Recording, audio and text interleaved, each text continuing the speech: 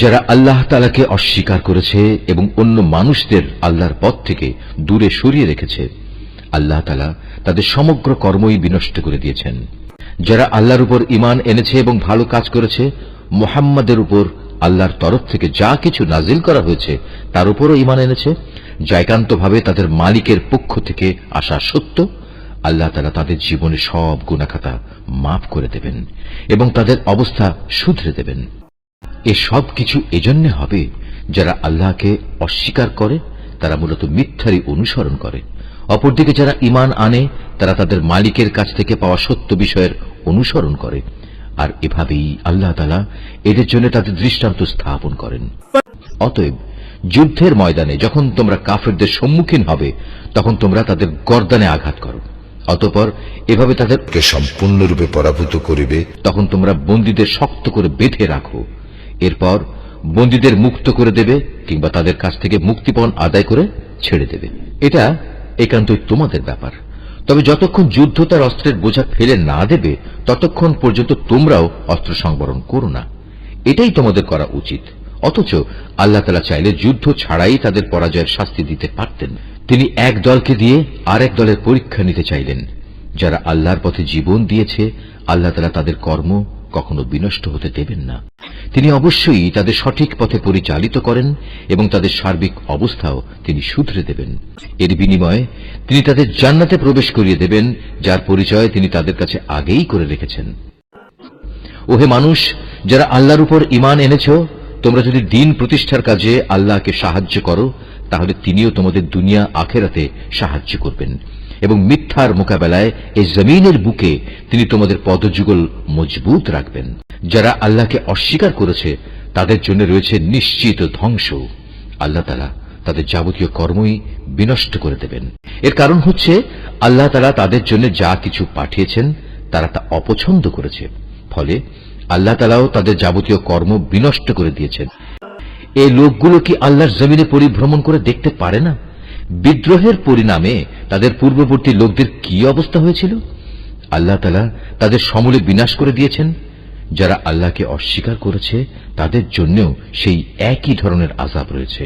এর কারণ হচ্ছে যারা আল্লাহতে বিশ্বাস করে, আল্লাহই হন তাদের একমাত্র রক্ষক। প্রকারান্তরে যারা তাকে অবিশ্বাস করে, তাদের কোথাও কোনো সাহায্যকারী থাকে না। যারা আল্লাহর উপর ঈমান এনেছে এবং ভালো কাজ করেছে, আল্লাহ তাআলা অবশ্যই সেসব লোকদের এমন এক সুরম্য জান্নাতে প্রবেশ করাবেন, যার তলদেশ দিয়ে ঝর্ণাধারা প্রবাহিত হতে থাকবে। কাফেররা জীবনের ভোগ বিলাসে মত্ত, জন্তু জানোয়ারদের মতো তারা নিজেদের উদরপূর্তি করে, অতএব জাহান্নামই হবে তাদের নিবাস। হে নবী, তোমার জনপদ যারা একসময় তোমাকে তোমার জনপদ থেকে বের করে দিয়েছিল, তার চাইতে অনেক শক্তিশালী বহু জনপদ ছিল, সেগুলোকেও আমি ধ্বংস করে দিয়েছি। সেদিন তাদের কোনো সাহায্যকারী ছিল না।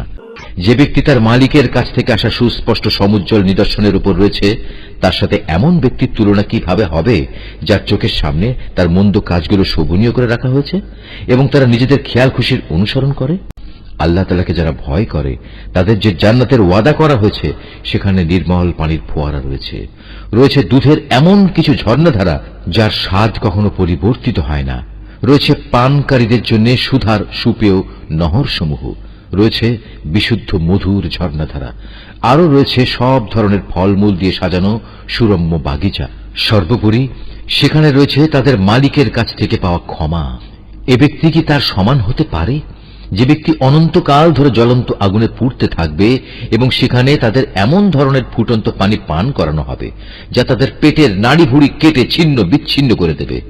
তাদের মধ্যে এমন কিছু লোকও আছে যারা তোমার কথা শোনে, কিন্তু যখন তোমার কাছ থেকে বাইরে যায়, তখন তারা এমন সব লোকদের কাছে এসে বলে যাদের আল্লাহর পক্ষ থেকে জ্ঞান দান করা হয়েছে। এইমাত্র কি যেন বলল লোকটি?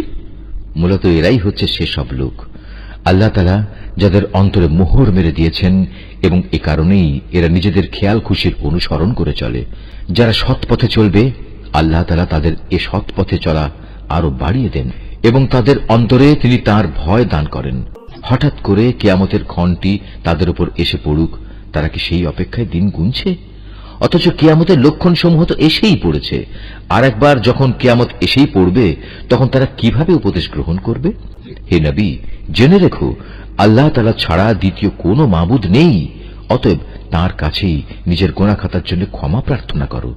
ক্ষমা প্রার্থনা করো তোমার সাথী মোমেন পুরুষ ও মোমেন নারীদের জন্য। আল্লাহ তাআলা যেমন তোমাদের গতিবিধির খবর রাখেন, তেমনি তিনি তোমাদের নিবাস সম্পর্কেও পূর্ণ ওয়াকিবহাল রয়েছেন। যারা ঈমান এনেছে তারা অত্যন্ত উৎসাহের সাথে বলে, কত ভালো হতো যদি আমাদের প্রতি জিহাদের আদেশ সম্বলিত কোন সূরা নাজিল করা হতো। অতঃপর যখন সেই ঈপ্সিত সূরাটি নাজিল করা হয়েছে, তাতে যাদের প্রতি জিহাদের আদেশ দেয়া হলো, তখন যাদের অন্তরে মুনাফিকের ব্যাধি রয়েছে, তারা এটা শুনে তোমার দিকে মৃত্যুর ভয় ও সন্ত্রস্ত দৃষ্টিতে তাকাতে থাকলো। অতঃপর তাদের জন্যই রয়েছে শোচনীয় পরিণাম। অথচ আদেশের আনুগত্য করা এবং সুন্দর কথা বলাই ছিল তাদের জন্য উত্তম। যখন জিহাদের সিদ্ধান্ত হয়েই গেছে, তখন তাদের জন্য আল্লাহর সাথে কৃত অঙ্গীকার পূরণ করাই ছিল ভালো। অতএব তোমাদের কাছ থেকে এর চাইতে বেশি কি প্রত্যাশা করা যাবে? যে তোমরা একবার যদি এই জমিনে শাসন ক্ষমতায় বসতে পারো, তাহলে আল্লাহর জমিনে বিপর্যয় সৃষ্টি করবে এবং যাবতীয় আত্মীয়তার বন্ধন ছিন্ন করে ফেলবে। মূলত এরা হচ্ছে সেসব মানুষ যাদের উপর আল্লাহ তাআলা অভিসম্পাত করেন।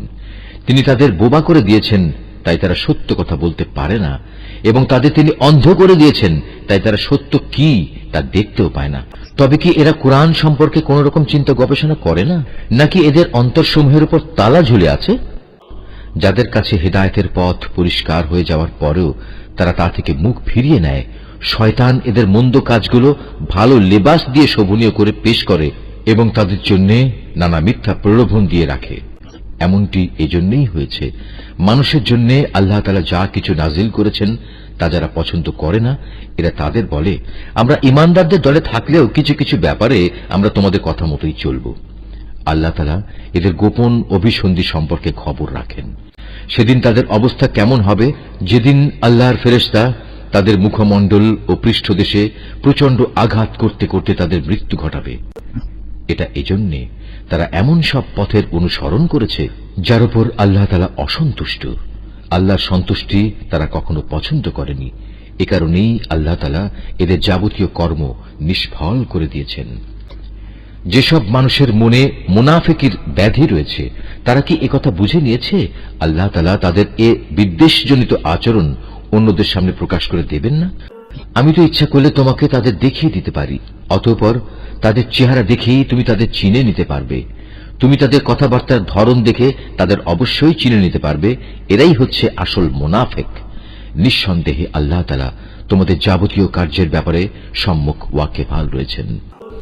আমি অবশ্যই তোমাদের পরীক্ষা করব যতক্ষণ না আমি একথা জেনে নেব কে তোমাদের মাঝে সত্যিকার ভাবে আল্লাহর পথের মুজাহিদ আর কে তোমাদের মধ্যে জিহাদের ময়দানে ধৈর্য ধারণকারী অবিচল। যতক্ষণ পর্যন্ত আমি তোমাদের খোঁজ খবর ভালো করে যাচাই বাছাই করে না নেব, ততক্ষণ পর্যন্ত আমার পরীক্ষা চলতে থাকবে। যারা কুফরি করে এবং অন্য মানুষদের আল্লাহর পথে আসা থেকে বিরত রাখে এবং তাদের কাছে হেদায়েতের পথ পরিষ্কার হয়ে যাওয়ার পরেও যারা আল্লাহর রসুলের বিরোধিতা করে, তারা কখনো আল্লাহ তাআলার কিছুমাত্র ক্ষতি সাধন করতে সক্ষম হবে না, বরং এ কারণে অচিরেই আল্লাহ তাআলা তাদের যাবতীয় কর্ম নিষ্ফল করে দেবেন। ওহে মানুষ, যারা ঈমান এনেছো, তোমরা সর্বাবস্থায় আল্লাহর আনুগত্য করো, শর্তহীন আনুগত্য করো তার রসুলের। বিদ্রোহ করে কখনো তোমরা নিজেদের কাজকর্ম বিফলে যেতে দিও না। যারা নিজেরা আল্লাহ তাআলাকে অস্বীকার করে এবং অন্য মানুষদেরও যারা আল্লাহর পথে আসা থেকে ফিরিয়ে রাখে, অতঃপর এ কাফের অবস্থায় তারা মরে যায়, আল্লাহ তাআলা এসব লোকদের কখনো ক্ষমা করবেন না। অতএব তোমরা কখনো হতোদ্যম হয়ে পড়ো না এবং কাফেরদের সন্ধির দিকে ডেকো না, কেননা শেষতক বিজয়ী তোমরাই হবে। আল্লাহ তাআলা তো তোমাদের সাথেই রয়েছেন, তিনি কখনো তোমাদের কর্মফল বিনষ্ট করবেন না। অবশ্যই এ বৈষয়িক দুনিয়ার জীবন হচ্ছে খেলাধুলা ও হাসি তামাশা মাত্র। এতে মত্ত না হয়ে তোমরা যদি আল্লাহর উপর ঈমান আনো এবং সর্বাবস্থায় আল্লাহকে ভয় করে চলো, তাহলে তিনি অবশ্যই তোমাদের এই কাজের যথার্থ বিনিময় প্রদান করবেন এবং এর বদলে তিনি তোমাদের কাছ থেকে কোন ধন সম্পদ চাইবেন না। যদি কখনো তিনি তোমাদের কল্যাণের জন্য তোমাদের ধন সম্পদের কিছু অংশ দাবি করেন, অতঃপর এর জন্য তিনি যদি তোমাদের উপর প্রবল চাপও প্রদান করেন, তাহলেও তোমরা তা দিতে গিয়ে কার্পণ্য করবে। ফলে তোমাদের বিদ্বেষজনিত আচরণগুলো তিনি বের করে দেবেন।